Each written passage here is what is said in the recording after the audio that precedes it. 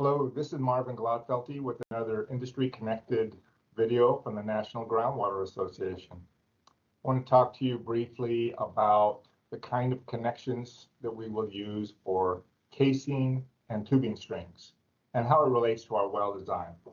I've encountered a few times over the years where people have called out something because they're familiar with it and then gotten into trouble because the nature of water wells is that we're dealing with hundreds of feet vertically and inches horizontally, or fractions of an inch horizontally. So, or maybe thousands of feet vertically, but still fractions of an inch horizontally.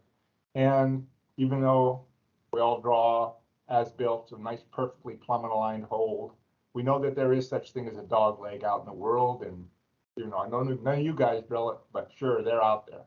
Somebody else must have drilled them, some dog.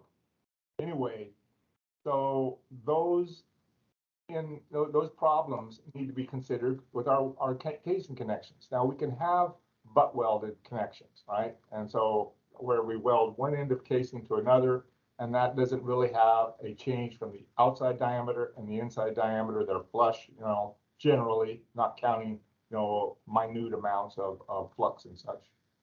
So that can be done. Does that always make sense? Probably not. With PVC, we don't do that. We have to have either glued or threaded, and it can be threaded and coupled, or it can be flush threaded. We don't really put butt to butt together. If it's connected like that, that's flush threaded. So in case of PVC, we have to think about, okay, if we have a beld connection where we're going to glue it, or even a spline connection, like Certolock. That's great stuff. But that means we have an increase in diameter, and we have to have an annulus that can accommodate that. It's the larger diameter, not the entire, casing string, that makes a difference, because we're going to have to get our filter pack in. We're going to have our annular seals in. We're going to have to do that somehow, and so we have to consider those things. So if we're going to have a flush connection, that's great and commonly done for environmental wells, and I think about a number of water supply wells, smaller ones that are using PVC casing. But if you happen to have a deep setting, be mindful to talk to your supplier about the strength, not the collapse strength as much, because with flush thread, remember that those are those square threads, F140, that ASTM standard F140. So those can accommodate collapse strength because you're having edge to edge with the two different sections as they thread together. But you are compromising the wall thickness vertically, so your tensile strength can get weaker. And that means if you have a very deep setting, the weight of the screen can pull itself in half. Sure don't want that. So that's something to just talk to your supplier. There's a lot of charts and information from those suppliers. And remember this, the strength of PVC that it's rated to is somewhere around 70 or 72 degrees Fahrenheit.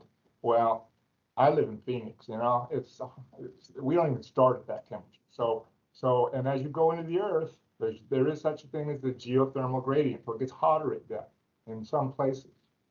So you have to consider that. So something that's strong enough, on a chart may not be strong enough in the environment you're going to use it. So you want to consider that. Certainly, of course, we all know we have to consider that if we're going to use cement for an annular seal, because it heats up as it sets, and so it's going to apply that heat of hydration, and we're going to watch. We have to be careful that our cement doesn't fail.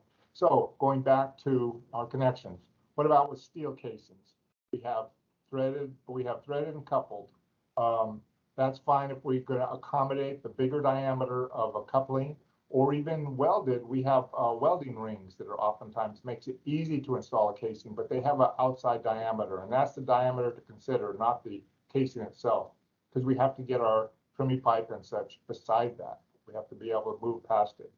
I know that they're with spline connections, they do have those for steel, and I have recently learned that at least one supplier, and maybe several, I know that Johnson Screen has a spline connection that is flush, and that's a nice innovation. I don't know much about it, haven't looked into it yet, but I would say if you have a need for a tight annulus and you don't have room for extended outside diameter, and you're going to use a spline connection, maybe look into that. Don't know if it'll work for you, but it's worth looking into. So there's a lot of connections. We don't have the luxury in most cases to use, what is used on the land surface, flange connections with bolts all the way around. I have seen that done in one case for, there was a driller in the, came out of California that you actually had a flanged drill pipe on their drill string, but I've never seen that in a well casing. They used to have that on dielectric couplings when we have dissimilar metals we're going to connect. Not anymore. They have different ways to do it, and really, whatever we're going to do, we need to keep the diameter down, just because it's going to make the well more constructible, and also really make it simpler. Gravitate towards the simplest well design you ever can get to, and so with these connections, that's included in that. Just the best you can do is to keep it simple and to keep that, be aware of the inside and outside diameters that you're going to be dealing with as you design the well. Thank you, and I'll talk to you next time.